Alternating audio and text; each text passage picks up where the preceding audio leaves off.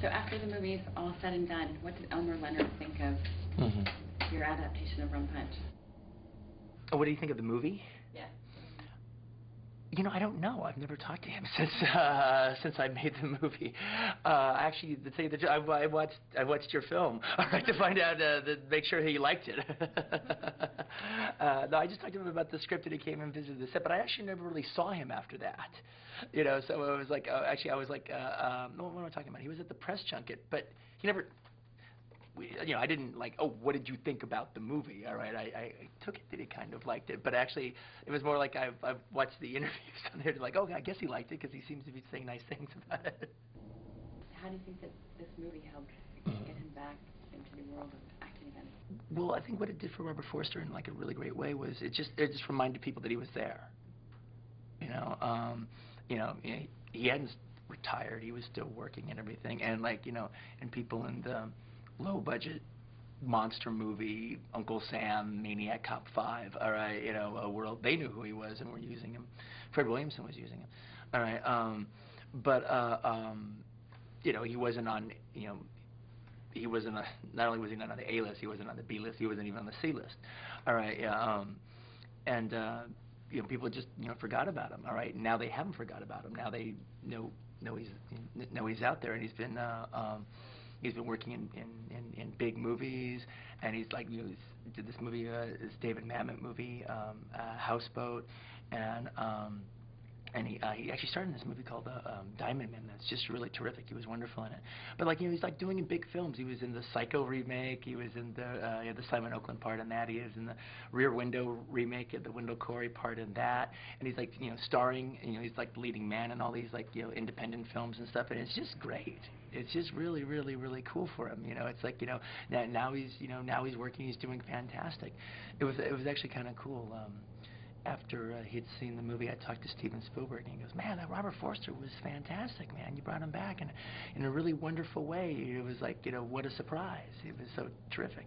And it's like, well, it wasn't that much of a surprise to me. I knew he would be good in it. He just had the opportunity. But it just kind of shows you how, actors haven't lost their chops. They haven't lost their power. They just, all of a sudden, these group of casting directors that are the big casting directors don't know who, have forgotten about him, don't know who he is. They're not on anybody's list, all right? And so now all of a sudden, you give him a part, you show that he can sign, and all of a sudden he's on the list again. That was actually one of the coolest things, because that really is how most movies get cast, is there's this list that the studios have, all the casting directors have, and it's the same list, all right, of the same people. And it was really funny. Like the first time a friend of mine who was trying to make a movie, William Morris, sent them a list of actors of under 30, over 40, that kind of thing. And I was like going through it for this guy's project, just looking at it, who they were suggesting, and there was Robert Forster on the list, and that like made me feel really good, because okay, now he's officially back on. I mean, it's tangible. I'm holding the list in my hand, and there he is now, and he wasn't there last year, so that was really cool. So now, were you surprised with all the critical acclaim that Robert got off that movie, and the fact that he was nominated for an Academy Award? Well, I wasn't surprised about the critical acclaim, because he was wonderful. How could they say anything bad about his performance, all right? And there also is that kind of cool thing of comebacks are fun, because I mean there is this aspect of, because actors get hot for a certain period of time. I'm talking about character actors too, all right, for a period of 5 or 6 years. So it's like, you go to movies and you keep seeing like, the same actors, especially character actors. Character actors can do 6 movies a year, all right. So you keep seeing the same people in the same movies all the time, all right. Now, if I have that problem and you have that problem, critics really have that problem, and they're just seeing the same people over and over and over again.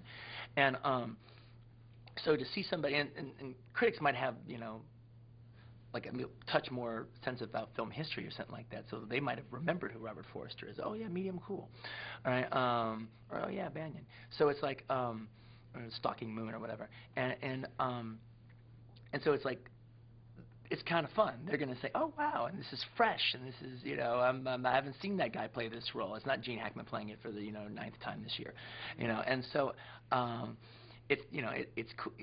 I expected that, all right, but it was really funny because I wanted Robert to get like an Oscar nomination, but it was funny because I really I wanted Pam and Sam and Robert in particularly to get Oscar nominations, all right, or to get acclaim and awards and everything like that.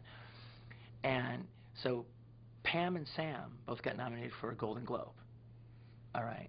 So I was really happy for them. Oh man, Robert Forster got left behind, and there was this kind of aspect. He's the one that needed it the most, of the three, all right. And so then the SAG Awards came out, and Pam and Sam got nominated for the SAG Awards, and Robert didn't get nominated. So I just figured, okay, Robert's not going to get the nominations. It's going to be the Pam and Sam show, all right. And then Pam and Sam didn't get nominated for an Oscar, and Robert did. And I was shocked by that. I was really surprised. And it was weird because I was really happy Robert got nominated for an Oscar, but I was really sad that Pam didn't get nominated. I said that Sam didn't either, but it was but Sam's a big player. He'll, if he's not here this year, he'll be there next year. But it's I really wanted Pam to be the first black actress to ever win an Academy Award, and the fact that she didn't even get nominated, it just made me have to I don't know, maybe Spike Lee's right, man. I mean, who was better than her that year? I mean, I don't know. Going back to your Spielberg comment, I mean, you have reinvented three people's careers, but you don't hear about other directors going out on the limb for that. Yeah, I don't really. It's not like, that is my intention, setting out to, people do come up to me, who are you going to bring back next time? Who's next on the radar? Who's next on the list? And I'm not coming from that place, all right? I'm just coming from, I'm trying to cast the best actors or the coolest actors in whatever role, all right? And I'm just not using, the hot star list in order to do it. And the thing about it is, if somebody's if an actor is it's you look at a given role and you could say, okay, Gene Hackman could play it, or Paul Newman could play it, or Morgan Freeman could play it, all right, it's something like that. And I'm not against those guys; they're fantastic, all right. And if Gene Hackman is the best person to play the role, then I would want Gene Hackman. I wrote a lot of the dialogue for Crimson Tide, and it was, he has said my dialogue as wonderful as anyone's ever said my dialogue. He's fantastic. It was just a dream, to go to the Cinerama Dome and watch Crimson Tide and see Gene Hackman do my stuff. All right, but yeah, there's Morgan Freeman, and yeah, there's Gene Hackman, and there's Paul Newman, but there's also John Saxon, all right? There's also David Carradine, all right? There's also Michael Parks. There's also a lot of really, really cool, terrific actors, all right? And I am fortunate enough to be in a situation that I can cast one of those guys, all right, and give them that part, give them, the situation to shine and show what they got. And the thing is, it's and the thing is,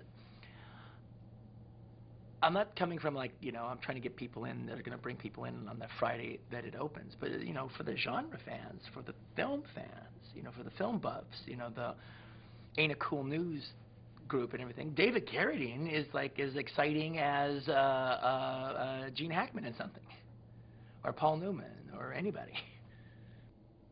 Sam, he was a great actor for Pulp Fiction, but a lot of the world didn't know him. He really came to everyone's focus with that movie, and then you cast him again in Jackie Brightman. What is it about Sam that he just glows in your movie? Well, Sam is like a theater dog, all right.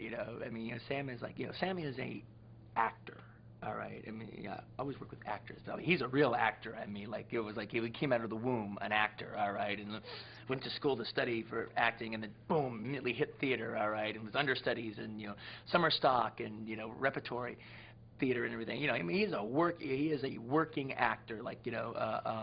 That's what he does, all right, and other actors, they're actors and they also have hobbies and it's pretty much, Sam's hobby, he plays golf, but other than that, he's an actor and that's what he does.